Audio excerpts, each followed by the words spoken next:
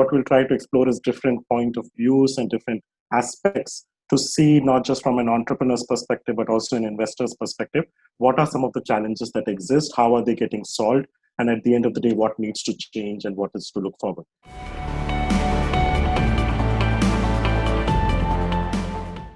Clearly, capital is the barrier.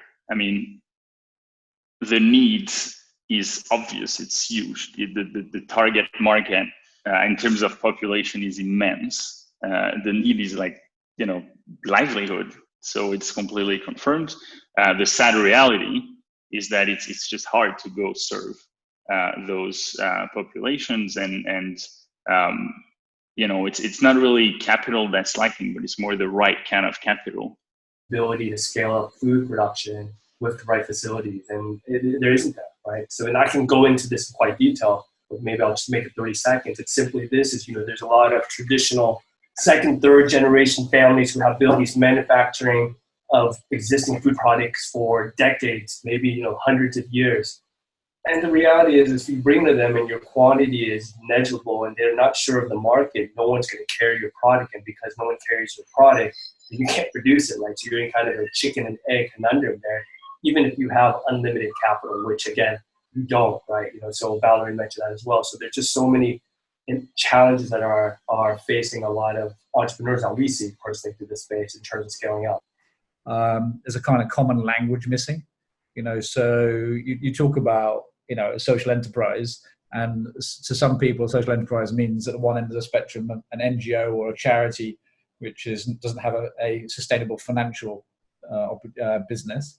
And the other end, you've got obviously just businesses which are just on generating profit. And in the middle somewhere, there's some kind of social enterprise, which is either reinvesting its money or doing it to create a profit at scale.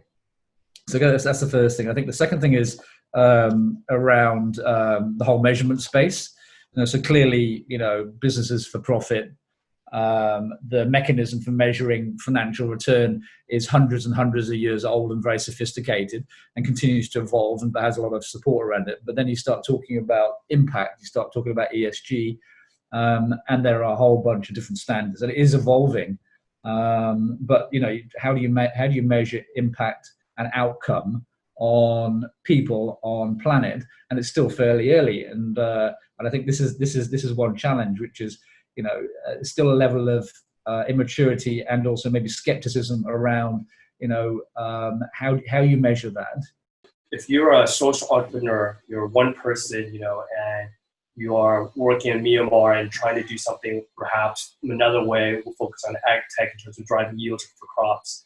The reality is most people want to play it forward. And I think in general, going back to my point, is where social impact is having its time right now. If you reach out to most people, they're going to want to help.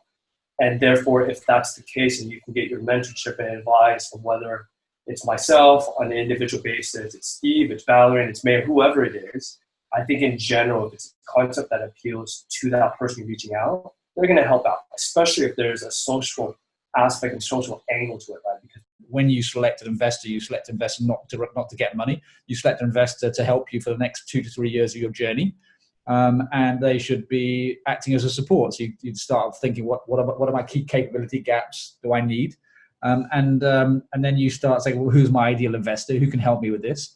And then you start off with that ideal aim of getting an ideal investor on board. And I've been pleasantly surprised. The investors are there, the ecosystem support network's there. You've got accelerators taking place as capital. There's a lot more around events taking place, sustainability awards, for example.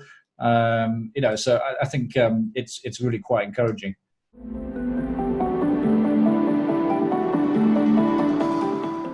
My first impressions when I started looking at the space was highly fragmented. You've got very, very large investors at the top. You've got a whole bunch of companies at the bottom who actually require a little bit, and there's a big gap in the middle. You've got companies investors operating quite in a protectionist kind of way and not sharing.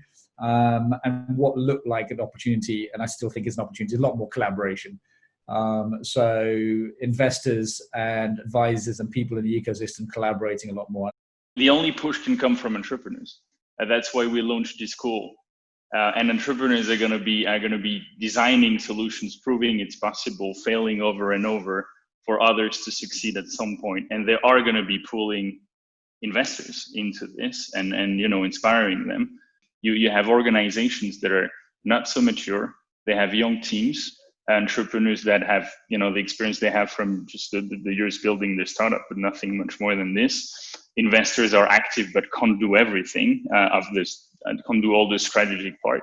So having people really going on the ground in the company, seeing, advising on the improvements that can be made, also running in the social space is quite hard. Going, really polling potential or current users or clients. They're usually far. It just takes time. The language barrier is complicated. So using consultants for this can bring really good insights.